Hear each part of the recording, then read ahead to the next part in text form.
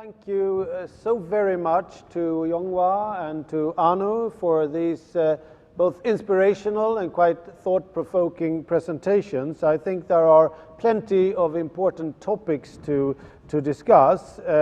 And I would now like to switch the scenes and turn to our first Nordic Talks sofa session here of the evening. And you here at the oil tank and you out there in the audience, please don't forget to engage in this discussion. As I said before, you are able to raise your voice and put questions or comments online at the live stream using Slido, as I mentioned before. And we will select some of your questions, and we hope there will be many, and to bring them here to the conversation after a while, after we have discussed here on scene and with Anu digitally online. So we count on your input, fruitful input, and dynamic discussion. So don't be shy. So. As I said, today with me here on the first sofa session, we have Dr. Anu Jalanko. You are with us online digitally, but you hear us and you participate, right? Yes, hello. Yeah, very nice to have you here, Anu. And then we have Jonghwa Bhak, who is sitting here beside me. And as I mentioned before, we have Ambassador Frode Solberg of Norway as well. So we are three speakers and one moderator. And thank you so much for joining us tonight for this session. I would actually like to start with a question to Frode. Norway, like the rest of the Nordic countries, is globally acknowledged for its healthcare system and cutting-edge research. And would you care to share some insights from the Norwegian vantage point, what your Norway is doing in this issue or in relation to gene and biobanks, and perhaps maybe also draw some parallels or other reflections with us in regards to what have been discussed and what we have heard in these presentations. Frode, what do you think? Thank you very much, Jakob. Thank you for the introduction, and thank you for a very useful intro to this subject. I would also like to join you in thanking our two speakers for very enlightening interventions so far.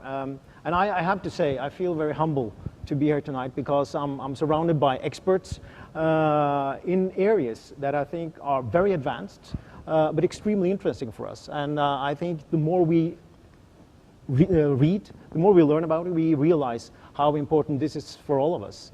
And I think it has been a reminder for all of us the last 6-7 months that this is something that we have to take seriously. But thank you for the question, Jakob.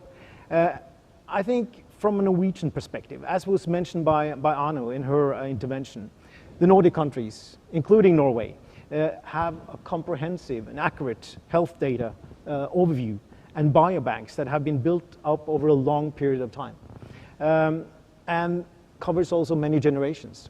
And this constitutes a state-of-the-art research infrastructure for health sciences.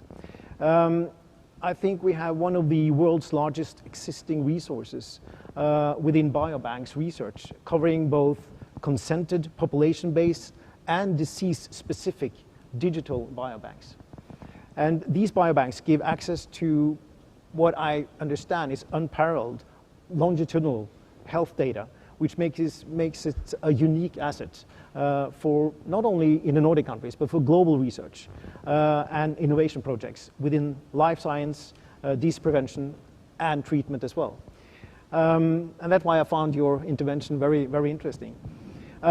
The rapid development of medicine in general and biotech and genomics in particular, which has enabled us to identify the genetic environmental contributors of disease, have led that to a fact that the Nordic Biobank has become of renewed relevance, I think.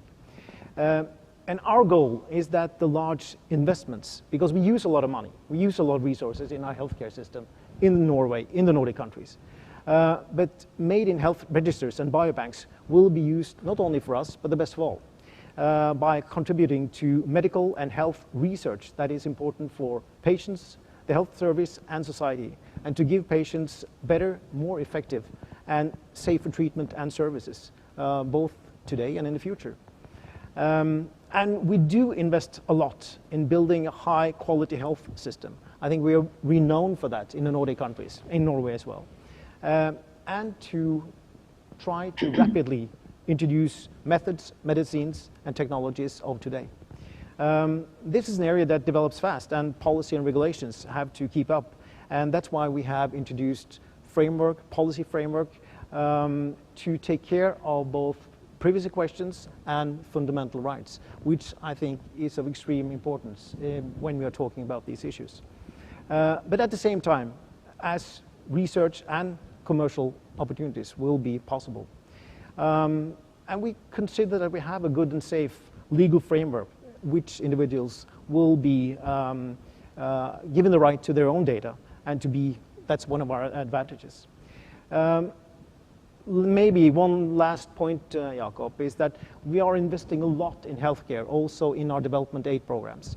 I think one of the most important things we can do is to have lots of efforts in having a global healthcare system, also in developing countries, not least to be able to reach the SDGs.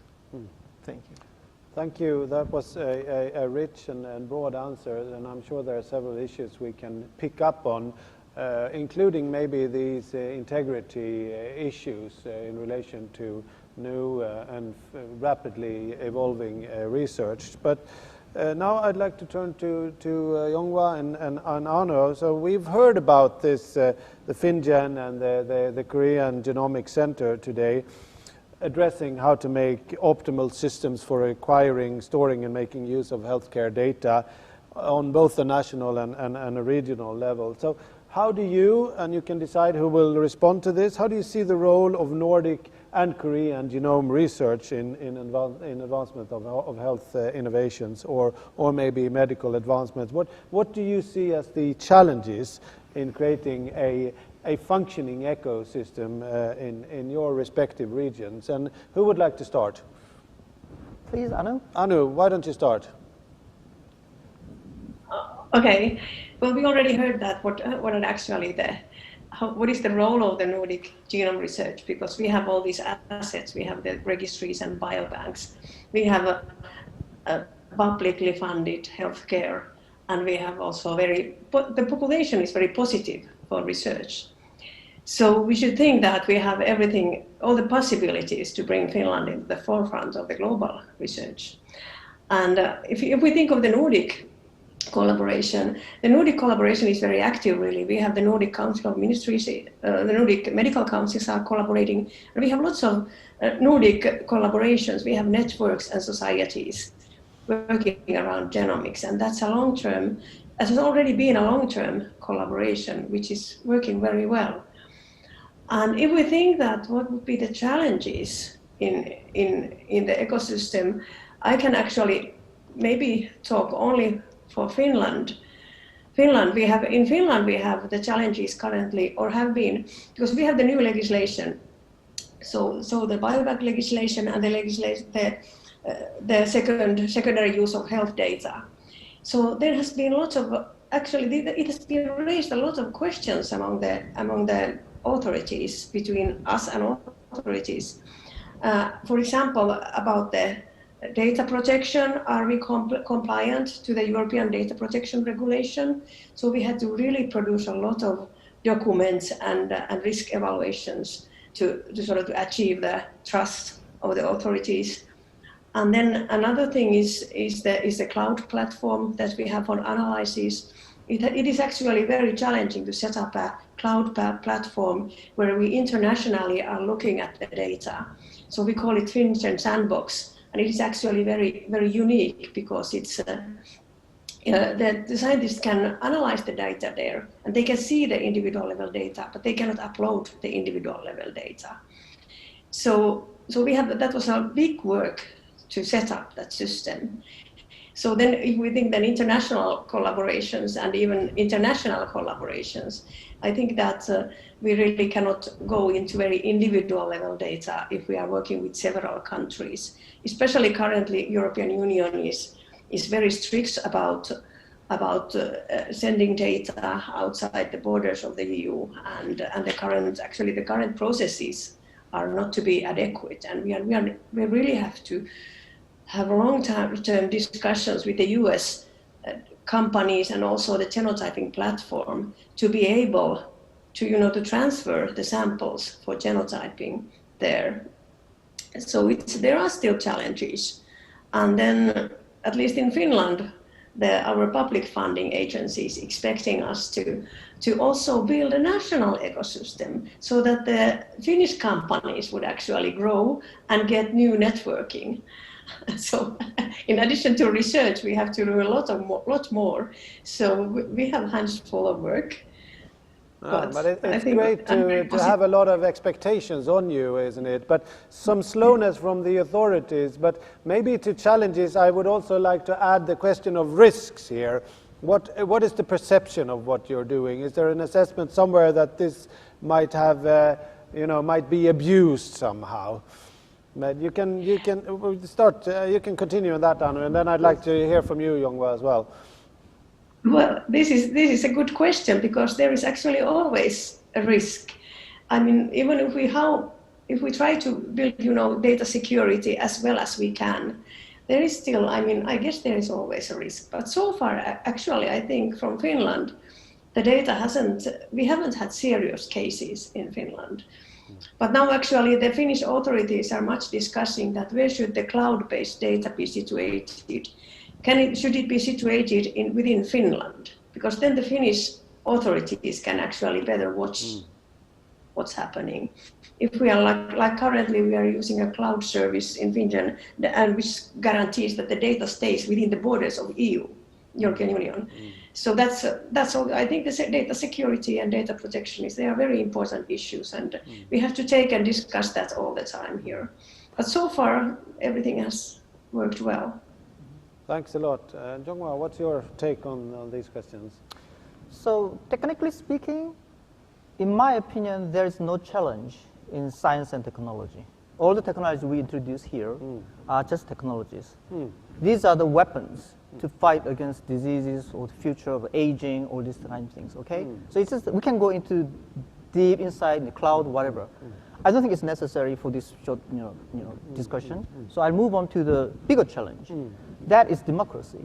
I think the most important challenge we have here, all of the world, is democracy. So the world is changing. Now everybody is empowered in much more, with a better say, like a mobile phone, all these things. Now, the government, the world, or even the fighting governments like China or America or these countries, actually fighting over whether it is oil or data or even healthcare, whatever. Okay, so that's the challenge in my opinion. The key here is sovereignty of individuals. We all have our own genomes. Finland have donated samples. In Korea, people donate, and you talked about biobanks, diseased people. And this is contribution of the people, democratic people who voluntarily donated this data, and who control these. We should control the people, not the companies, not the government, or not any other, whatever organizations. So how can you solve this problem? Okay, it can be done through cloud or some other technologies, or it's a distributed ID system, blockchain, for example. So these technologies have been available already.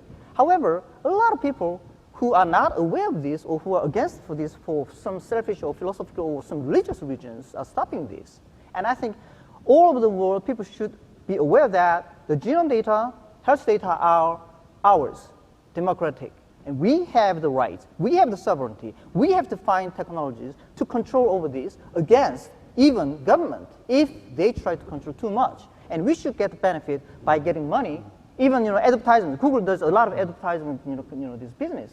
We should get the benefit of that advertisement. So you donate your data, your body, dead body, whatever, then you should get the benefit. I think Finland is a really good model. It's a commercial and government public all together merged. It's a really unique system. It's like a UK Genomics England. In Korea, we don't have that system. So I envy this, the project. public partnership, you don't have to the same extent. No, yeah. we don't. So the Korean is, as you know, is fairly young in democracy, although I think we enjoy probably one of the best democracy in the whole world, in my opinion, but still we are sort of behind. So we have a lot to learn from this Nordic progressiveness. The Swedish way of dealing with coronavirus is very interesting.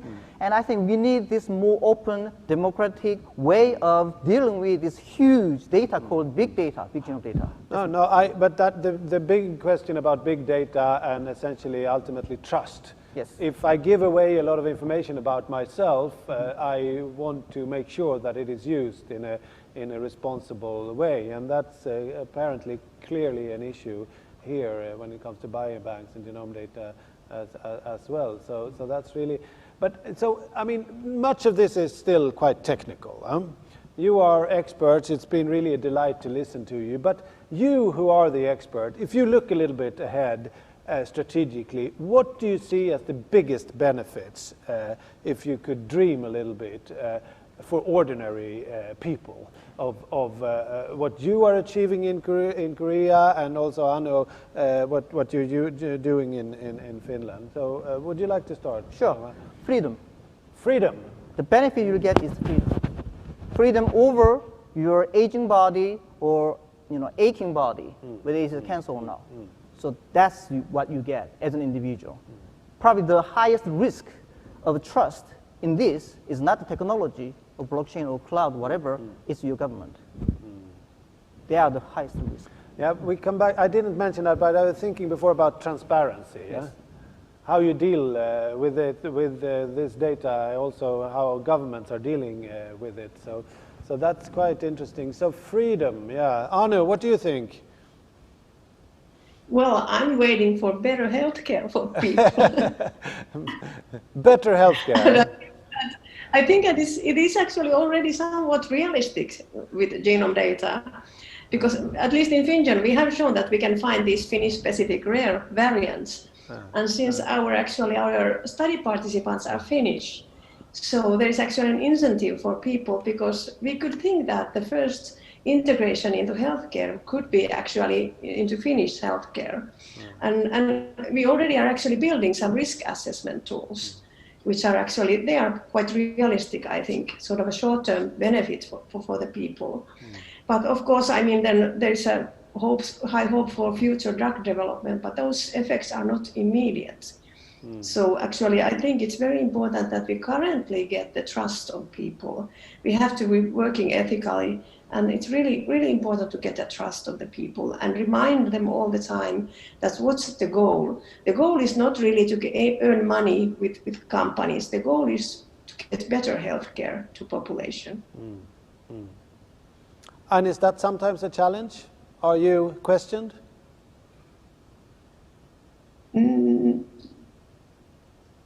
Yeah, I mean, I don't quite understand what you mean, but No, you said that you said that people you need to earn the trust of the people, and so Yes. I was wondering whether that has been an issue, whether you have been questioned. there has been some newspaper writings concerning Finland, that is it going to criticizing the public-private partnership, for example. But actually, people have not reacted strongly. Finnish people do not react very strongly. We have had a few biobank denials since these big writings, but not a big discussion. And I don't know if maybe we should have it at some point, or we are hoping that we would have an open, big discussion.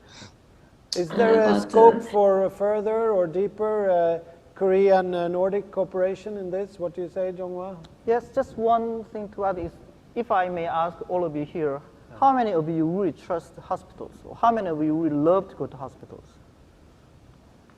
Oh, you do? So we have a show of hands here, for those of you who can't see it. So we have about... Okay. yeah, that's up to maybe 30% of the audience who trust the hospitals. That's maybe a bad score. I think that's the engine of Finland and all this Nordic endeavor in new technologies such as genomics.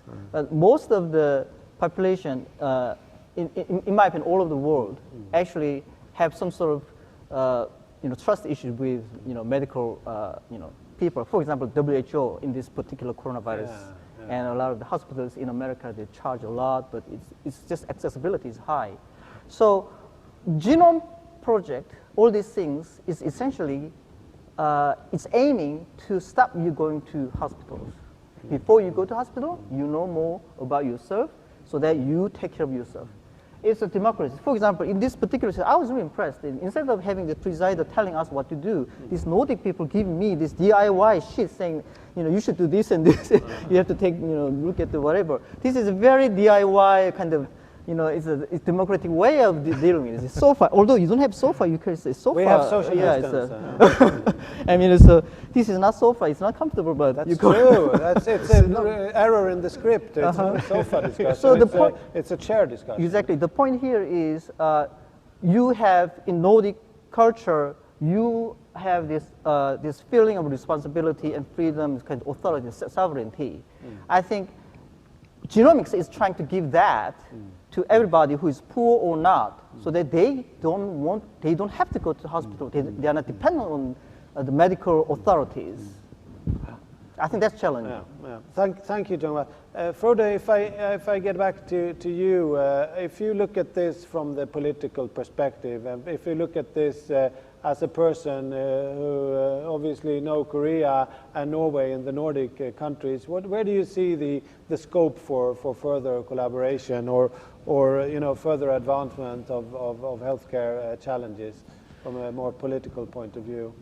Well, whether it's a political point of view or not, but I think sort of the scope of cooperation is, I think there are many areas where we can learn from each other. But I think one thing that maybe has become quite clear now during the corona crisis, maybe even clearer, I don't know to what extent the healthcare systems in different countries had before, but the necessity to share, to be able to communicate, not only via diplomats as we do on a daily basis, but that healthcare system, healthcare authorities in different countries can actually communicate and share systems, information about developments and so on. I think that's one way of improving the global health situation.